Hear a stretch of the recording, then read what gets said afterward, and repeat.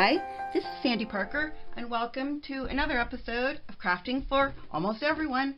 And today we're going to be making, I think it's maybe number 6 in our line of totally terrific tags and trimmings. And we're going to make a glitter ball, and depending on how it comes out, we might end up putting some texture paste on the outside.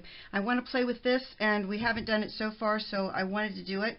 So the very first thing you want to do is you want to make your glitter paint, and this is a very simple technique. It just takes a floor wax. I used the recipe from the Frugal Crafter because I love her. It's Future floor wax, but it's made by Pledge, and it's a liquid. And what I did was I put, again, this is a Frugal Crafter's recipe. You put about maybe, in this container, it's a very small Rubbermaid container, I put maybe a 1/4 inch of glitter in the bottom, and then I filled it to about 1/3 of the way with Future floor wax by Pledge. And then I put in 4 drops of red reinker. My glitter is also red. And what we're going to do is we're going to make a little funnel out of paper. So the objective here is to get as much of the floor wax into the bottle, or into our bulb. Oh, I didn't show you the bulb very good. This is a 3-inch bulb. I wiped it down with alcohol on the outside first because I do think I'm going to be doing that texturing on the outside, so I want to make sure it's clean before I put the glitter in the inside. And I'm going to have to go off camera to put the funnel in because, you know, I'm not that coordinated to begin with, and I don't want to break our ball before we even get started. The other thing to remember is because this has got all these components in it, we don't know what it's going to stain, so you want to make sure that whatever you're using are things that you don't care about or that you can clean up afterwards. So all I'm going to do is I'm going to take the mixture and I'm going to dump it into my funnel, and hopefully it's going to go in. That worked like a champ, didn't it? Put a little bit more in. I can always dump it back out when I'm done. I think we're done with our funnel. Beautiful. And I only got a little bit on the outside. Well, for me that was pretty good, huh? I'm going to throw out my funnel because it's made out of paper, and I'm going to wipe off the outside of my glitter ball. Then what I'm going to do is I'm going to use a rag. Well, I'm going to put this aside because I'm going to use a rag, and I'm going to put it on the end of this, and we're just going to swirl it around and see if we can coat the entire ball. Ooh, that's really pretty. Can you see that? Move it up even higher so you can really see it.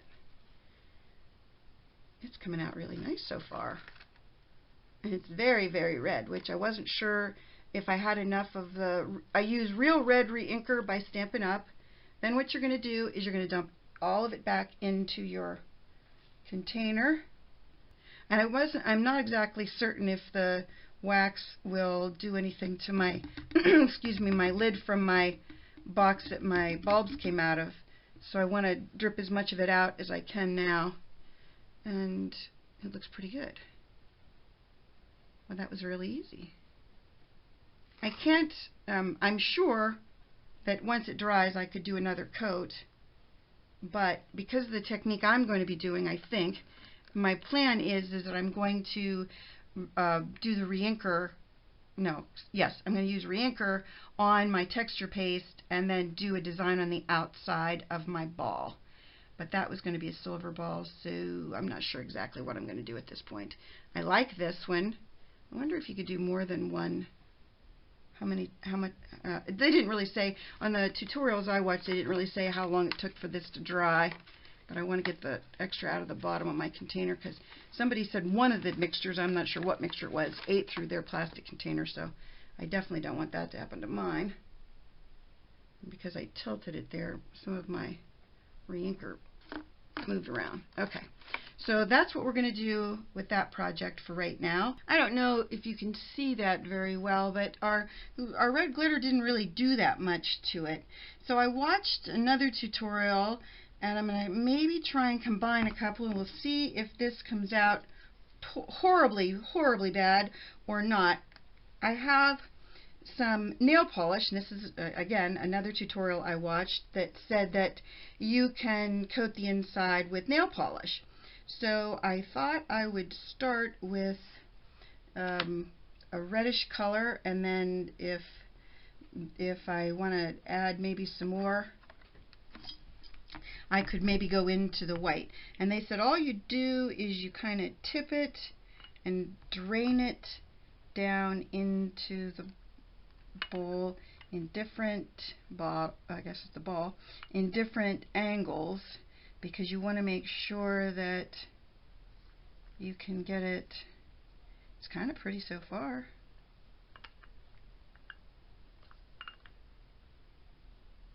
They said the important part is to make sure that you have enough to kind of coat.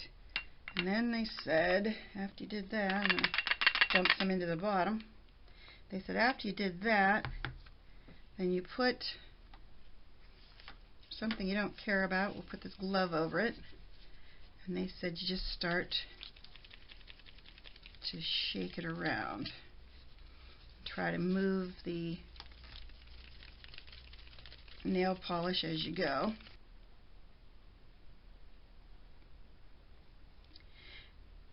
The thing that's cool about it, and I don't know if you can see that on camera, but you can see that the glitter, I hope you can see that the glitter from the floor wax did coat the ball on the inside, and then the pearlescence of the nail polish is really making it pretty neat looking.